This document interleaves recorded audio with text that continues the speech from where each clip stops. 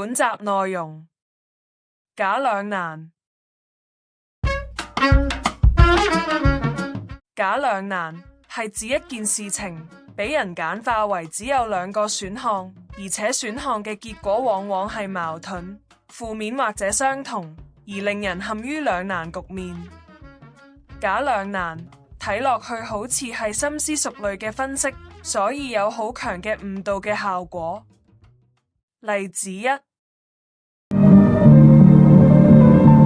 ，Mabel啊，咩事啫？如果俾你揀，你要愛情定係麵包啫？梗係唔要麵包啦。片段裏面，男子問女子要愛情或者麵包，咁即係誤導咗人以為愛情同麵包只可能二選其一，而實質仲有好多其他可能。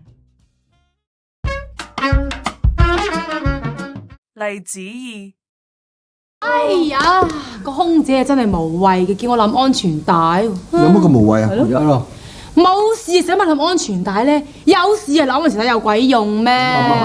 片段裏面，女子為安全帶嘅用處而煩惱，話冇事唔使攬安全帶，有事攬安全帶都冇用，好似有攬同冇攬安全帶都冇用嘅兩難狀況。但係女子嘅講法只係着眼於有冇意外，而非有冇保護或幾多保護，而造成假兩難。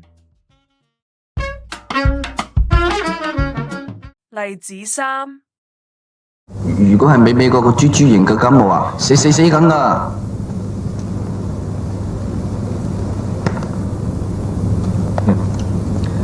嗱，你睇醫生咧嚇，只有兩個可能性嘅啫。如果你唔係豬型感冒咧，你生銀紙啦，係嘛？之但係如果你真係豬型感冒咧，你死梗噶，又生銀紙，你話係嘛？啊，咁啊係啊，係咯。片段裏面，男子話：如果唔係患咗致死嘅豬型感冒，去睇醫生就嘥錢；如果患咗豬型感冒，必死無疑，去睇醫生又係嘥錢，好似係睇唔睇醫生都係嘥錢嘅兩難狀況。但係睇醫生都可以得到病情嘅資訊、療養等嘅用處。如果睇醫生只係着眼於死同唔死，就造成假兩難。最後總結，假兩難係將事情簡化為只有兩個難以抉擇嘅選項，而造成誤導。相關嘅議題，我哋會喺將來嘅集數再加以討論。拜拜。